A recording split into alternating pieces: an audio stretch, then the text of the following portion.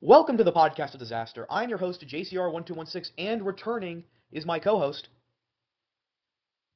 Me. Yeah, warm welcome back to a normal person to the podcast of disaster. How are you doing today? I am doing well.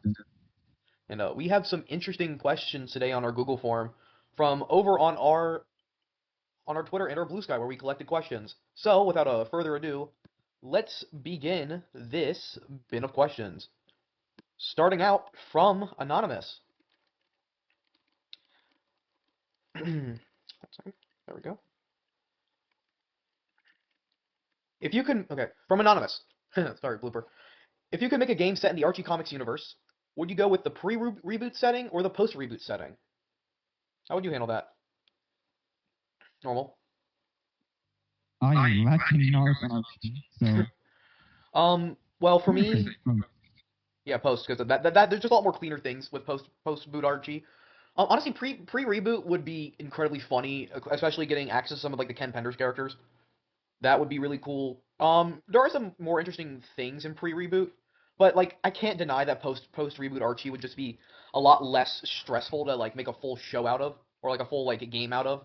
Because you still have Sally, you still have Nicole, you still have Bunny and Antoine, you still have the Freedom Fighters. That's the biggest thing. And even though there's some really cool moments in pre-boot, post-reboot Archie would just be a lot more easier to tell a consistent story with a lot of stuff instead of just the insane madness that was pre-reboot Archie. Yeah, That's the biggest thing when it comes to pre-reboot Archie. It can get very messy sometimes. So I think post-boot is the best way to go forward. And speaking of booting, let's boot over to this next question. Who is it from? this one is from Jeff J. Godwin. Question is, I remember Black Doom is capable of controlling Shadow's mind due to him having Black Ops DNA. Then I remember Surge has some portion of Shadow's soft bio data. That got me wondering, would it be possible for Surge to tap into the powers of the Black Arms, but also be available to Doom's control? That's Surge with the interesting. yeah, that's interesting. Surge with Black Doom powers would be insane to not only draw but to like think about. Imagine imposter syndrome, but we know damn well that if Surge had access to it, she would have used the Doom powers against Sonic. Yeah, that would be a real crazy situation right there. Yeah, I'm just imagining like Surge pulling up, Doom wings and all, just looking at Sonic, and I could just and like looking over at like Tails. I think Whisper was over there as well, and I could just imagine Whisper whispering to Sonic, "Say hi to the Diamond Cutters for me, the original ones, and here's $5 that I owe Smithy." And it's like, well, thanks. And then they turn over to Surge as she just starts hucking Doom spears at Sonic. Like if she had access to it, I'm not even sure like plot armor would save Sonic. Plot armor, be damned. Yep. Like it is insane to think about, just like the absolute insanity that Surge would be. I'm just imagining maybe the wings would look different because like the black and red. I'm just imagining like a black and green concept with Surge's wings. That would be like that's like really cool to think about. Just like the absolute insanity. I almost said a naughty word there, but luckily this podcast isn't meant for children. But anyway, yeah, I think it would be like really cool to like see that. Yeah, that would actually be kind of awesome. Yeah, like imagine that. Like just imagine Kit pulling up on you, making like a water tsunami, and then we see Surge with like wings. That would scare me. Like I'm not even sure. Like you would have to pull out Supersonic for that at minimum. I'm like even then, Supersonic would struggle against like a doomed Surge. Like oh my Yeah. god, that would be insanity. I also missed this part. How would Surge slash Shadow's reaction be from this revelation? This is the same Um, interesting question. I guess Surge would I guess Surge would just increase her just anger. I guess like oh well like it would go to it would go to two hedgehogs instead of one, which means the only hedgehog that Surge wouldn't hate would be Silver and Amy. There's your new polycule from this episode. There you go. The only hedgehogs that Surge doesn't hate. But yeah, I just think it'd be cool just to see that because Sonic Shadow Generations, if I remember correctly, left it vague to see if I don't think Shadow has the Doom powers anymore. Does he still have the Doom powers at the end of the game, or did he give those Yeah, up? I think he lost them. Yeah, I think so. Yeah, so it would be interesting knowing that. Oh my God, Surge has it. That would be really cool, honestly. Hopefully, as cool as our next question, which is from Mikey Woodyshek. Do you think Sonic movie 4 will be more centered around '06? The, the Sonic movie 3 was centered around Sonic Adventure 2. Well, I guess they haven't seen the movie yet because it looks like Sonic movie 4 is going to be taking heavily inspired by CD based on that post-credit scene that we talked about in the first episode. Yep. Maybe Sonic movie 5 would probably kick into more high gear. Once again, Mr. Casey, Mr. Miller, Mr. Fowler, everybody over at Paramount, please let me voice Silver. That would be the funniest thing ever. I was born in '06. I know what it's like to root for disaster cities. Please let me cook. Speaking of letting things cook, what does the next question have for us? Next question is from Anonymous, and it says, reading more about Shadow Sonic Planet, I often see people considering them as rivals that respect each other's abilities, but they tend to deviate in everything else. Sonic has a free-spirited attitude that looks for fun adventures, while Shadow is a brooding loner with a merciless and violent edge. Do you prefer Sonic and Shadow closer to friends or closer to enemies? Or Sonato? Which side of the fan base do I want to make enemies with today? Honestly, one thing that I've only I respect Sonato, but at the same time, I don't really understand the full thing when it comes to Sonato. I did see hints of that in the movie, which is really cool. I'm excited to see more of it as it goes along. So yeah, that's my opinion on Sonato. I would prefer them more as close friends, but I fully understand Sonato now. Sonato seems like a very interesting ship. I'm a man of open to all ships, so I honestly don't know which one's the favorite, but Yeah, you do you. yeah, Love the like shipping. yeah. Obviously shipping is like one of the main things. It's one of the main reasons why I created the show. That's a joke. I wanted to enjoy things with my friends. When it came to shipping, obviously I'm in nowhere place to talk about like, whoa, my ship's better than yours. My second favorite ship in the entire franchise, is very unorthodox. So it's like, hey, I respect as long as it isn't like Sawtails or like Shad Tails or any other weird cursed tails or cream ship, then it should be fine. Like we don't need to go after each other just because I think one hedgehog looks better with another hedgehog or a cat. Yeah. Speaking of that, time for the next question, which is also from J Goblin. 2 for 1. There was a bit of discuss about Lanolin's morality. Do you consider Lanolin ever taking a villain role? Villain in the sense that her selfish desire gets the better of her and abandons her morality. Honestly, evil Lanolin would go very hard, but I understand. Lanolin's in an interesting position, especially at the end of IDW 75. Yeah. Very interesting spot for her. Hope things turn out well for Lanolin. I am thankful though that it kind of did shut down the rumor of, oh, Lanolin's gonna be this twist villain that was working with the Mimic all along. It's like if Lanolin was gonna be like the only thing that people had to go off of, oh yeah, Lanolin is gonna be a villain, was that one scene with like that shading on her looking a little funky, with it like looking like she's just like angry at the world. It's like if Lanolin was gonna be a twist villain, it would have been revealed during the writer's arc. But she's not a twist villain. She's just somebody that's different. And that just makes me the most annoyed. I understand Lanolin had her weird moments, but it's like she's a great character. Like honestly, I think I will go on record. This will be one of the first clips that comes out of this podcast. I think Lanolin, out of all of the new characters, Lanolin is the best written in IDW. Hashtag Lanolin did nothing wrong. Yep. Speaking of nothing wrong, what is this next question about? Another question from Anonymous. If you have an OC, who do you ship them with? Oh boy. Interesting. My OC is a very dapper beagle. Honestly, I don't know who I would ship my OC with. I have a very hard time as like, because it's like I want to. There's one character I really do have in mind, but at the same time, I want to flesh out the story of the OC first. Yeah. I do have my two OCs. One of them is currently more prominent than the other. Actually, no, forgot. Third OC. I'm just going to give a little backstory for a bit. Mm-hmm. First OC, Nigel. Barely gave much attention to him. Second OC, Natasha the Goat. She has more fan out than him. And then the third one, Nina the Elephant. No, I'm pretty sure that hasn't been shown about much, but I think you mentioned to me like one time about Nina, but yeah, that's cool. What about shipping? that is a good question. I mean, I only ship the goats with each other. Natasha and Nigel. That was my plan from the start, honestly. What about the Iblis Rizzer? Now that, I don't know. I have no clue. Just want to abstain this one. Yeah. Okay, next question from Anonymous. What Sonic character would survive the Squid Games? Well, Um, that's kind of interesting. honestly, I think. Oh, well, I'll let you go first. Who do you think? Well, it must be someone who's smart enough and if there's death involved in Squid Games, someone who's very patient, just has a steady mind, even when there's a gun pointed towards their head. But Yeah. I think annoying. Yeah. Honestly, Silver. Especially like I don't. Have you seen season 2 yet? I am still working on that. Yeah. We'll just go over season 1 stuff.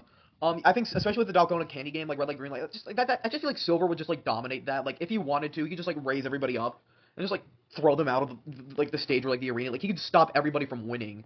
Like Silver would be the most like if you put a psychic person in a physical setting, there's a reason why psychic beats fighting in Pokemon. Like put Silver in there. Like it's raps. Do you agree with that? Yeah, they allow scientific stuff. Although I think the point of the game is everyone has its own shot, but I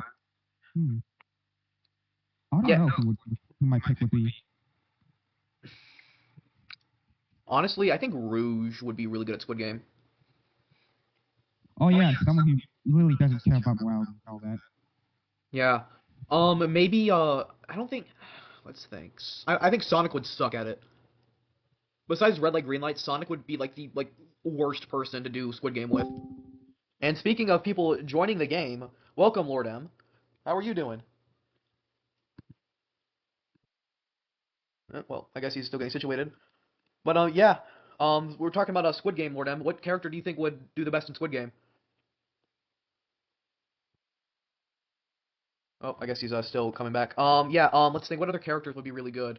Um, Whisper, I think would be really good. I think Whisper is like the main sleeper. I'm thinking Lanolin. Yeah, Lanolin would be cool Seems like too. tactical enough. Absolutely.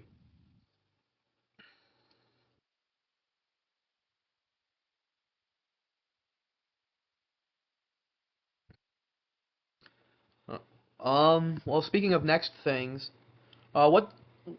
Oh, so that's pretty interesting as it ties into Squid Game. What Sonic characters would you try to make your OCs gamble? Oh, I feel like Surge would definitely be someone that try to convince people to gamble. Yeah, Maybe SBO, because that'd be funny.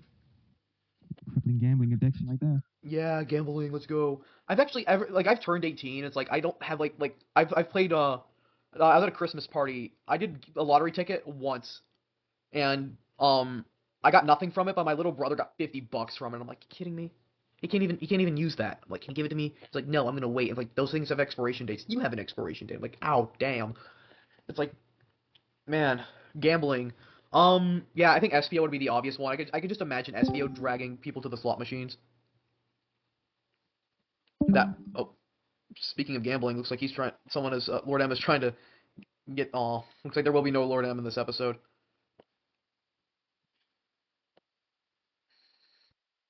But yeah, speaking of gamble, what is this next step? What is this next question about?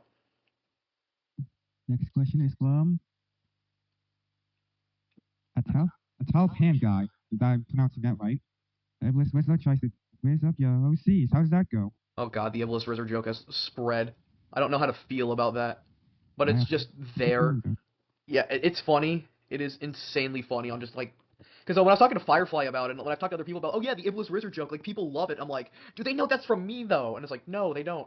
When I did a Frankie, I don't know, have you seen the I Am All of Me collab that Frankie the Eccentric did normal? I don't think so.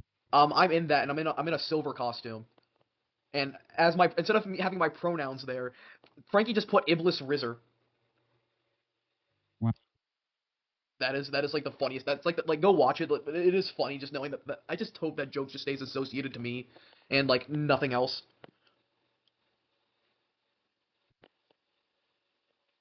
Had to check something. Fine. Well, how would your OCs get checked up by Silver? Hmm. Good question. I know for sure. I have no clue, honestly. I know Nigel would be flattered, but he he certainly has his taste for someone else. Yeah. What about So the elephant? You know. I think she would be flattered. But as of now, her character isn't fleshed out, so Yeah. My OC would my OC is kind of like me. Maybe as if Silver comes up to me and offers me an apple, like I eat apples all the time. So like if Silver just offers me like an apple, I don't like apple pie though. I'm one of those people that just don't like apple pie. If Silver offers me an apple, like I'll sit there and talk. But it's like, hmm, don't offer me apple pie. Like if you want to offer me a baked goodie, make it like chocolate pie. If you're gonna give me a baked goodie. pie pie sounds good. Yeah, I love pie. What's your favorite pie flavor? Pumpkin. Hmm. Honestly, yeah, I've gotten more into pumpkin pie as I've gotten older. I used to be afraid of it for some reason. I have like irrational fear of foods. Like my irrational fear of food for ice cream is mint chocolate chip, and then like for pie for like the longest time it was pumpkin pie. But I really do love pumpkin pie. My grandmother, when I went down to Thanksgiving, my grandmother makes this really mean pumpkin pie. I need to get the recipe for it because God knows what happens when I get in the kitchen. Oh Speaking yeah, of, and I forgot about Natasha. I think she would also be flattered. But as of now, I have no more story in said stone, so to be determined, I guess. If we ever come back to that. yeah. Speaking of results, Thanos34 has a question. Thoughts on Lanolin's character? Oh boy, where do I begin? Lanolin is the most underrated character to come out of IDW. I think she's honestly character-wise, she's up there with pre-Diamond Cutter's Tangle in terms of enjoyability, especially if you understand Lanolin's character, you will enjoy the character. I think she, out of all the Diamond Cutters, maybe besides when you do stuff with Whisper, is the most interesting. She wasn't associated with anybody when she came in, and she just exists. And it's so interesting to see that with Sonic characters because usually every Sonic character has a duo coming in. Tangle had Jewel, Whisper had her dead team. Lanolin has nobody. Rough and Tumble had each other. Clutch was kind of seen with his people. Mimic had Starline, get latched onto him. So it's so interesting seeing a character just become a trio instantly before getting like a solid duality. The only other characters to really do that were like the Chaotix, but those were made with that in mind. The Diamond Cutters just spawned, if you get what I mean. Yeah, her character is pretty interesting, I will say. She Yeah, has but her flaws, but I say that's what makes her enjoyable to me. yeah, like Lanolin is a fun character. Like she's serious. Like it's just nice seeing it. Like people complain about, oh well, IDW Sonic's too goofy. It doesn't feel right. It's like my brother in Christ. You bash the only character that's serious besides Surge.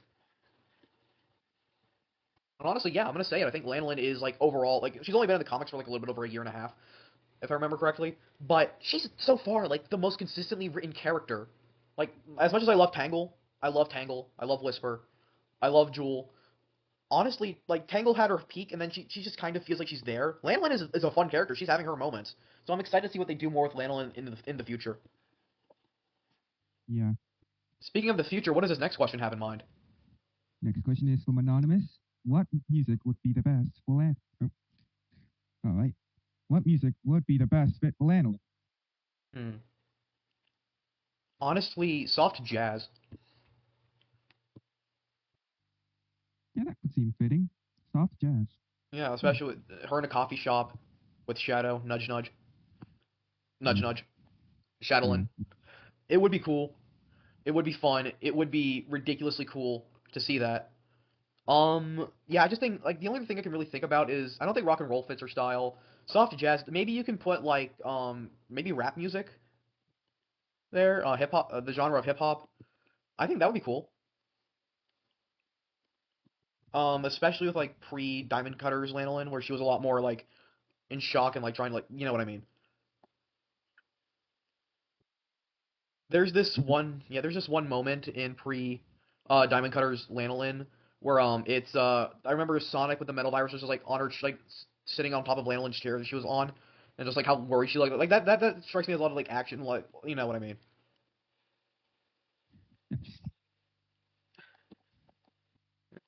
Speaking of knowing what I mean, which I never do, this next question is from Spouse Master 9. Nice. What would be the best way to handle the diamond cutters? I'm guessing going forward with like the other issues. I'll let you tackle this one first, normal, before I give my two thoughts. Alright, what will be the best way to handle the conflict? I am not much of a writer at all. I'll admit that. I am not good with story analysis and any form of critical thinking when it comes to characterization. Um, I would probably give them a break, especially with the way that 75 ended. It kind of looks like it's going towards that way, but I definitely think that they should be going more towards a break, like in a setting as like saying like, hey, like let's take some time like to reassess because the mimic thing is huge, and with all of them being clumped up together, it might not be the best idea, especially with mimic like still around. I know Whisper will probably want to protect her friends, especially Tangle. So maybe we'll see the Diamond Cutters take a brief split. That Adam Bryce Thomas cover with Tangle waving just makes me think that there's something there. It might not be there, but I feel like something is there. I think Tangle's going to play a very important role in 76. Yeah. Speaking of roles, what does this next question have in mind for us? Next question is from Anonymous. Are you going to be keeping the same format for the entirety of the podcast? Oh, I guess they mean recording schedule wise, like the discussions on Thursday and no. Yeah. Overall Sonic predictions and like discussion points and like the questions and scenarios on Thursdays. Honestly, I might switch it up in the future. It honestly just depends on the availability of everybody else. Everyone's doing this in their free time. I have a lot of free time, so that's the reason why I'm in every episode.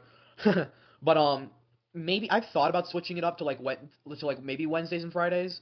But it's just like I think Tuesdays and Thursdays, like 2 episodes a week. I don't think I'll ever do 3 episodes a week. I think two is the magic number.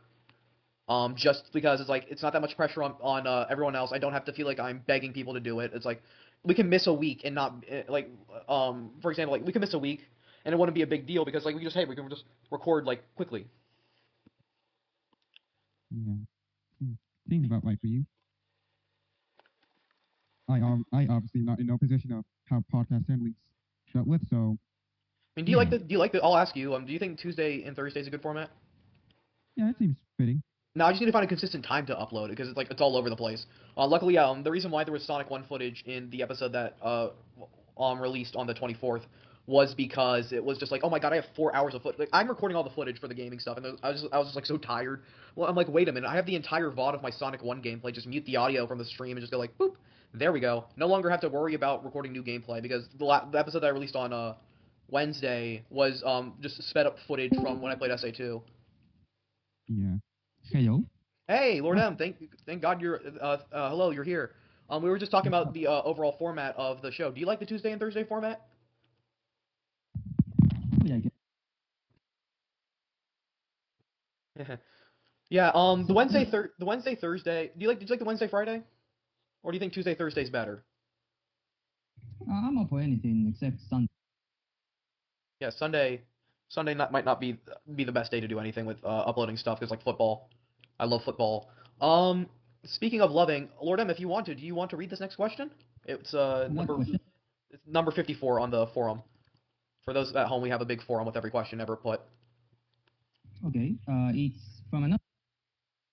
And the question is, are you going to keep the same format for the The entire next one, podcast? the next one. We just did that one. Okay, then for Anonymous again, what is something you wish you could change from Sonic franchise? Well, I'll let you go Who first, and then wants I'll go normal, then me. What would you change, Lord M? Well, honestly, there's not much to say. More like the pacing, like expand the world and give a little time, to make younger arcs. The game's a little bit more younger, more fluid. There's a few things. What about you, normal? What would be one thing you would change? honestly, I have no complaints at the moment. I am fine with how it is. Um, I would probably change the direction of Tangle's character. I like my biggest gripe with IDW is just I just feel like Tangle has been like mad inconsistent like the last couple of like stuff. Like Tangle has also gone through the most like character changes. Originally, she according to a source that I saw on like everywhere. Originally, Tangle was supposed to be like traveling with Sonic, and no, this is not me being a Son-Angle homer. I do like what they're doing now, but I just feel like Tangle's character. I just wish that there was more of that like early snarkiness and like combatants that I just feel like isn't there nowadays. If you get what I mean. Yeah, What about you, Normal? What is your opinion on my take about Tangle? Yeah, he certainly needs more adventures, like with Yeah, other people. yeah, because the Like biggest that. thing, I guess we can make this an entire thing about IDW. Maybe that'll be something that we can talk about as like a future discussion episode for like a Tuesday. It's just like something that IDW loves doing. It's like tying characters at the hip. Like we get this like besides like some interactions with Sonic, like Blaze is like tied to the hip of Sonic and Silver like the entirety of IDW. But she has some interaction with Tangle at the beginning, but it's like she just stays in a bubble. Same thing with like Whisper. Like the only characters I could say Whisper has chemistry with is Lanolin, Tangle, and Silver to an extent. So yeah, that's the biggest thing I have to say about that. But yeah, just the way that the comics are written right now, I just wish that there were some things that were a little bit more less confusing. Hopefully not as confusing as this next question. What Sonic ship is Wally coded for you? The movie Wally. oh, I don't know. Oof. What about you, Normal? I'm thinking Sylvester. Yeah. Oh, Sylvester would be cute. Oh my God. But I don't understand the question. What does it mean? Why go? Wally, the movie Wally. Like Wally Yeah, and but Eve's relationship. Like what Sonic ship is that coded? I don't know. Metal Sonic. Oh, Metal Sonic and Amy would be cool. But yeah, I think Sylvester is good there. If you want to go, maybe you can honestly do a Son Alley there. You can make a case with Sally being Eve and Sonic being Wally. Shout out to Conga. There's some your daily Son Alley dose whenever this comes out. But yeah, Wally's my favorite movie of all time, so I'm glad to see other people like it. But yeah, I do agree with your opinion about Sylvester. Who do you see being the Wally and Eve in that scenario? Normal. Obviously, Silver is the Wally and Whisper is Eve. Aw, that would Um, that would be wholesome. Silver as Y, Blaze as E. That'd be cool. Okay, normal. I'll let you take away this one. If you had the power to write all of the movies up to now, what would you change? Honestly, Anonymous. let's think. Honestly, I would change. I would have Metal and Amy be movie 3, and I would have Shadow be movie 4, just because that's what I predicted at the end of movie 2. I thought they were gonna go in order. I didn't think Shadow would be at the end of movie 2. I thought it was gonna be, um, you know, Metal and Amy. I mean, if I have to change, I would do the same, but except that Shadow will push it way back, maybe after Chaos and stuff like that. Yeah, I think everyone thought up to that point that they were gonna play it safe and just like go in timeline order. What about you, normal? What are your thoughts on that? I think it was an interesting case. Yeah. Obviously, it would be boring. No, let me rephrase that. It would be a safe bet to do time chronological order, but I'd say it's interesting that it's just following it in a strange chronological sense, like from Sonic 1 to SA2 to now, I think, CD. Yeah, and like I'm obviously fine with that because they've done a better job with it than I think anyone thought that they would. The only thing, like I think Tails at the end of 1 is fine. I wouldn't change anything about 1. 2, I would keep the wedding scene in 2. I would just switch around the way that Metal and Amy and Shadow are handled. I would have waited afterwards. I don't think Chaos could. I think Chaos is more of like a streaming service villain than an actual. Let's make him like a big scaled villain. As much as I would love to see movie to call and like that. I don't think the movies will ever adapt SA1 just because I feel like people would just prefer seeing SA2 if they had to choose. If they only had to choose like I mean, we already technically see SA2 now with movies. yeah, yeah, we've already seen SA2, but it's like, hey, I guess we're not gonna get SA1 then, but at the same time we could say, hey, oh, okay, we're not gonna get CD because they're jumping to Shadow. But yeah, Metal and Amy, I understand where they're going with it now, but I do wish that Metal and Amy was Sonic 3 because 1 was 1, 2 felt like a combination of 2 and 3. Like I'm fine with them combining movies, and honestly, that's what made 2 so much. I think 2 is a better movie than 3 when it comes to like overall like pacing, like especially as like just enjoyability because 2 just feels like a lot more like it feels a lot more tighter than 3 does because 3 just feels like too quick. I think I mentioned that in our review. But I wish they would take like the 2 games at a time approach. Obviously, I don't think you could combine one and SA1 and 2 together, but maybe combine SA2 with maybe Knuckles Chaotix. That would have been interesting to see, and That would be fun. yeah, that would have been fun to see. I would have loved to see the Chaotix on the big screen. Maybe it'll come to the rumored Knuckles season 2. What are your thoughts on that, Why not? normal? Oh, Mm, Normal? There you no are. thoughts. Head empty, just like me on a Sunday night. Okay. let's move on to the next question. Lord, 57 is Lord M, I'll let you take this one off. 57 or 56? 57. Okay, from Anonymous. Who would make a spin-off comic focus on? That's an interesting one. Who would you do, Lord M? Well, I have two options. Another Kid and Search comic or a Styx the Badger comic. Styx getting her own focus, especially with the way she was mentioned in Frontiers, would be really cool. I love Styx. For my first cartoon crush growing up was Styx the Badger. Don't ask why. Don't ask how. Rouge the Bat scared me when I was a kid. I'd like to be the insane funny Badger instead. Yeah. I would like to shake your hand, JC. I also had the same crush on her when I was a kid. Oh my god. What about you, Normal? What were your thoughts on a Styx something? Styx is an interesting character. Was surprised to hear her name drop in the cutscene. Frontiers. I just wish she kept making appearance already. Yeah. She wasn't mentioned in the Japanese script, if I remember correctly. But at the same time, it's like American. yeah. But at the same time, it's not like the world's gonna blow up if you put Styx the Badger in it. Everyone knows. Yeah. Well, speaking of things ending, oh yeah, if I had to choose one, I forgot to mention myself. I think a fully focused Tangle comic would be cool. Like not Tangle and Whisper, just a Tangle comic. Just maybe maybe when they were kids or something. Yeah, like Tangle and Jewel. I want more Tangle and Jewel adventures. Like, give me a Tangle and Jewel focused comic, please. That would be really fun. Speaking of things that we really...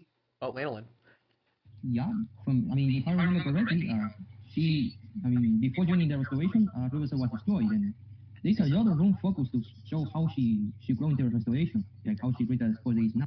A Lanolin prequel would be really cool. What about you, Normal? What are your thoughts on a potential Lanolin prequel? I'd say that would be an interesting thought, an interesting idea. People.